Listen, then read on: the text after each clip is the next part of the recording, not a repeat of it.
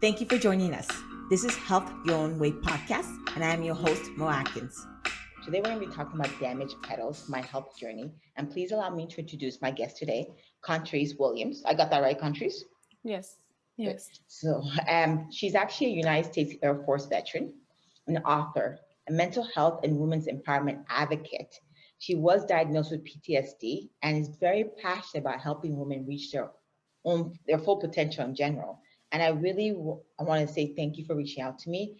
I understand you've gone through your own journey and sharing, and I think it's big of you and very empowerment of you of coming on the show itself and to talk about your journey, because it could be very helpful for anybody that's listening.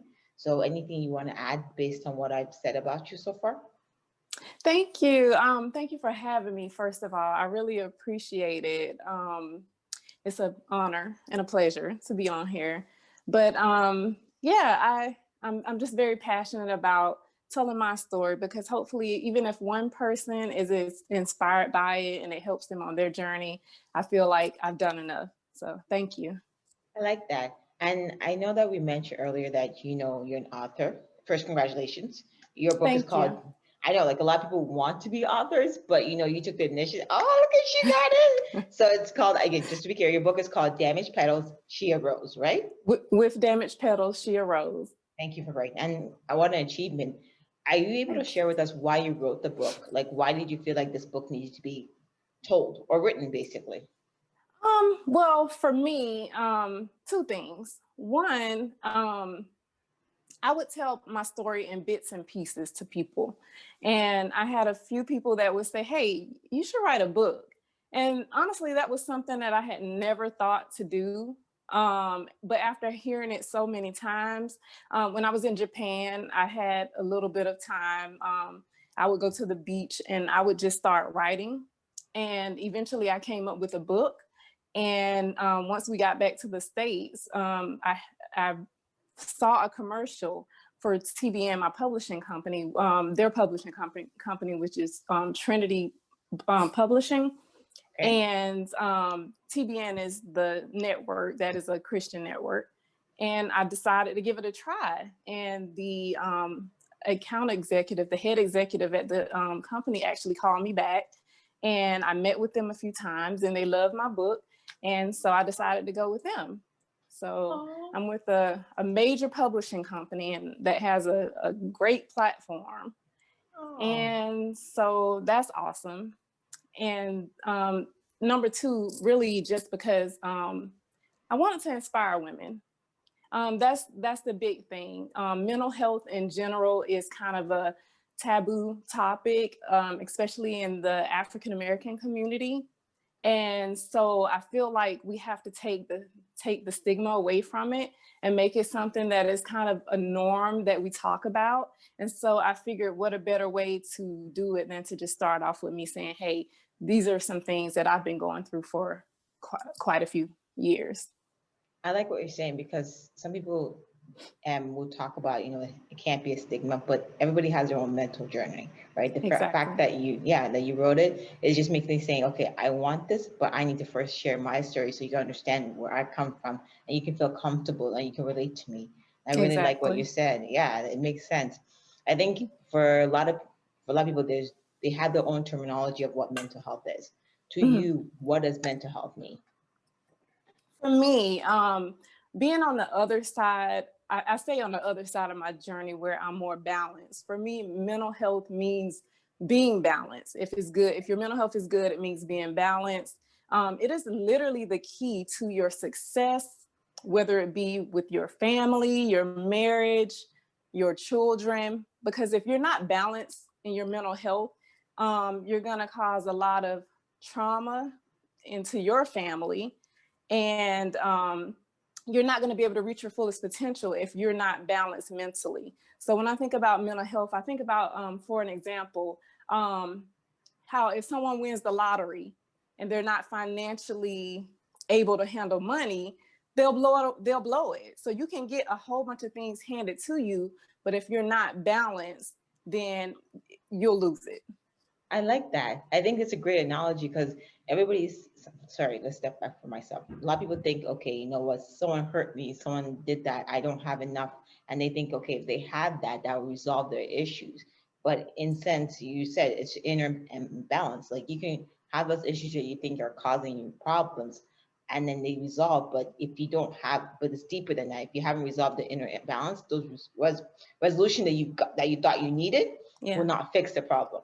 Exactly. And that was really my story, because I've always been a very driven and a very determined person. But for some reason, I kept holding myself back.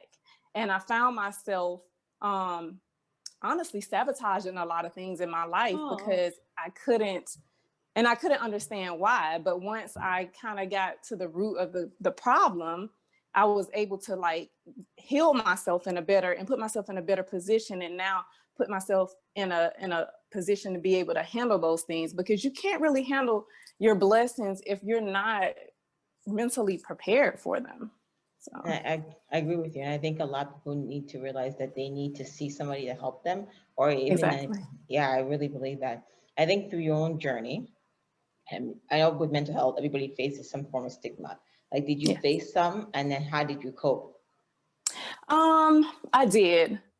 First and foremost, when I first got diagnosed, I've been diagnosed since 2018.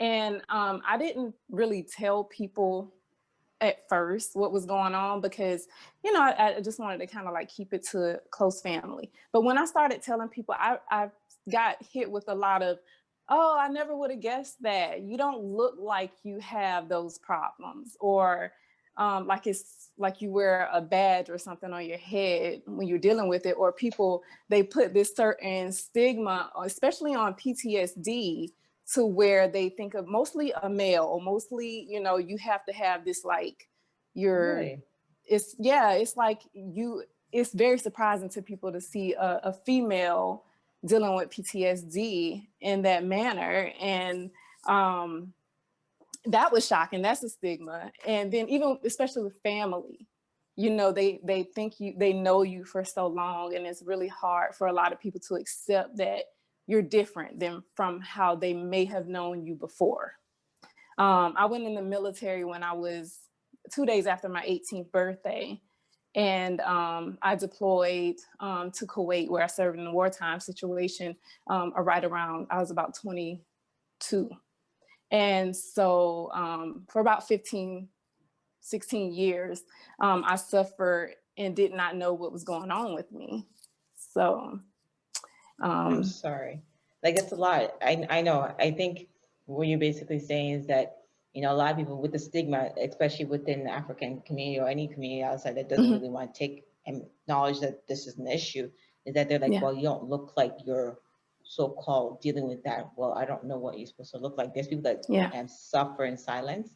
And I think even the comments that you said that they made, like, it just shows lack of education. At that point, it's just saying, okay, you know what, I hear what you're saying.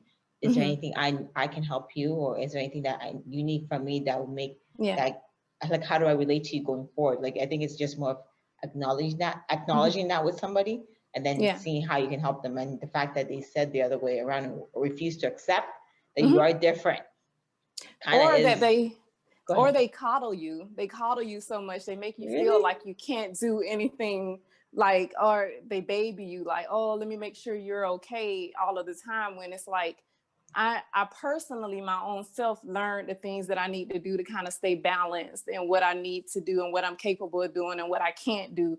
And honestly, that takes a long time to like put everything into perspective, because when I first got diagnosed, I was really like, oh, I'm not going to let this stop me from doing anything. But I learned very quickly that that wasn't the way that I should handle it, and that I should handle it more in okay, I know my limits, I know my triggers. Let me figure out what I'm capable of doing and what I can't do. I like that. Finish. I like that. I think even when you say that, that makes a lot of sense. And even for people that are not suffering from PTSD, I think like your thought process makes sense. If anybody's dealing with any form of trauma or depression, like, just step back and realize that you can't. There's certain things. There's a process that you have to learn for yourself, because everybody's different. Yeah. Like, I literally had to learn, and it was a hard thing for me to accept, that I'll never probably be who I was before the trauma. But we're never, I mean, we grow every day anyway. And so you just have to kind of learn how to deal with it. And that's kind of what I've been working on the last couple of years, and getting to the space that I am right now. So I guess the question then is, because you said you've learned, if what would you have wanted someone to tell you back then when you first got diagnosed that you know now? Like if you had to talk to yourself in the past, like what would you say first to yourself? First, I would say, because I was so young, I noticed things that weren't right about me when I got back from Kuwait. I would always want to sit on the outside seat. I would always, when we went to church, I would always have to sit on the outside. I would have panic attacks, which I didn't know they were panic attacks really, but I would have panic attacks going through a car wash, or being in an elevator, or being in closed situations and things like that. I started trying to, like, actually, me and my husband, we would make jokes about it. It was kind of like our thing, like, oh, you got, that's just from war, that's just from Kuwait or whatever. But what I didn't understand is that it wouldn't go away. I thought that, being so young, I thought that it would just over time go away, and it never did. And so what I would tell myself or someone else is, when you start noticing signs and symptoms that aren't like who you normally are, speak with someone. Because if had I done that, they would have been able to put the pieces together and really truly understand that I was suffering from PTSD, agoraphobia, and then it turned into a major depressive disorder, because I really didn't understand what was going on with me. So at the first signs of anything after a traumatic event, go get help, go be seen, just ask questions. I like that. And I think that's a great advice. And I find a lot of people don't. They just rub it up like, okay, it's just something, like it's gonna go away. It's gonna go away. Mm-hmm. I think and I like the fact that you said, if anybody's dealing with any issues or any mental health issues, the fact that you indicate that if you're dealing with something right now, go seek help, go get help. Mm-hmm. And that's really good, great advice.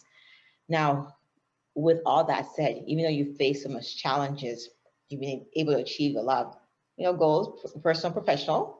And, not everybody knows, but we met through a fitness competition. Yes. So I think, can you share with us some of your success? Because I want people to realize that even though they've gone through or they're dealing with PTSD, there is hope to actually achieve whatever their dreams are. So what are some of the stuff that you are happy that you were able to achieve once you were diagnosed? So the first thing, I started my fitness journey. I have always worked out, even since I've been out of the military. Working out has always been a part of my life. But I decided once I got diagnosed that I wanted to make fitness a very important part of my life. So I hired a trainer who helped me with my nutrition and everything. And I decided to do a WBFF competition because she actually was a WBFF competitor. So that's one of my things that I'm very proud of myself for doing, because even with my anxiety and everything, I went through it, and I met you, and I met a lot of wonderful people just even doing that. So that was one thing. Getting my book out was another. And then even now, like using my book to reach different women. I've donated books to a shelter in East St. Louis, Missouri, in the U.S., and to my hometown in Albany, Georgia, in the U.S. I've donated to 2 different organizations, a transition home and a homeless shelter. And I actually, just as of today, had books put into a chapel in Djibouti, Africa. Oh, nice. So, yeah. And so, thank you. So right now I'm just focused on mostly just getting the word out, just empowering women, helping people with mental health issues. That's what I'm doing right now.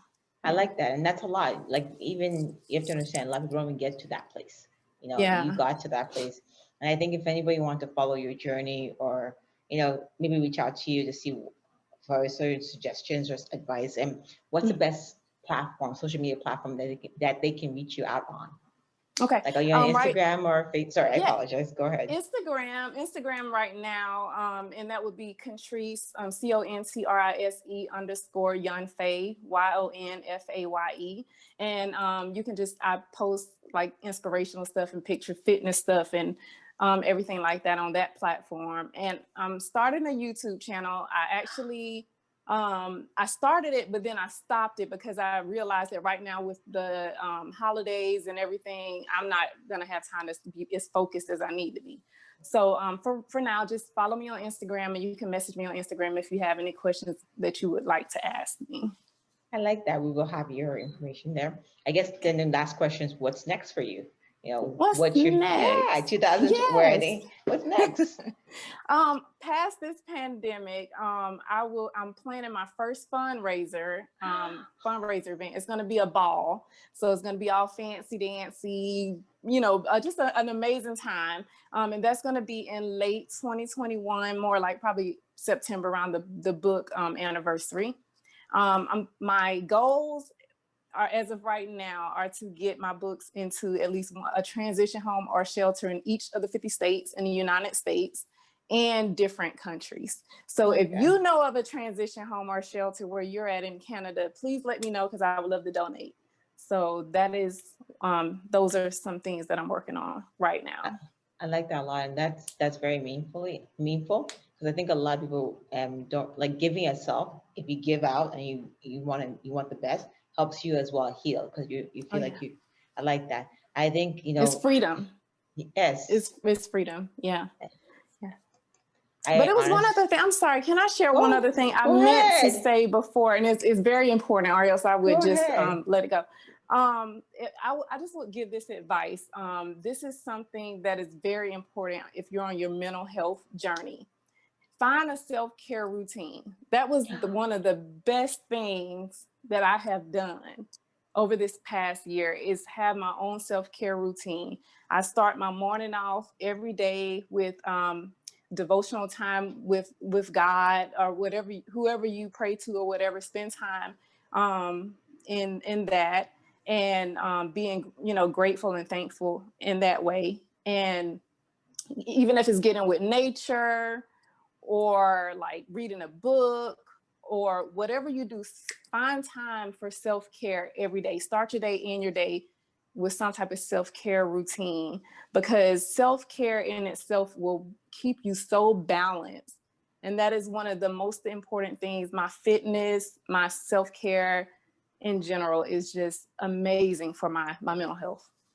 I think I agree with you. I think a lot of people, when you say self-care, a lot of people don't realize self-care is really good for their health.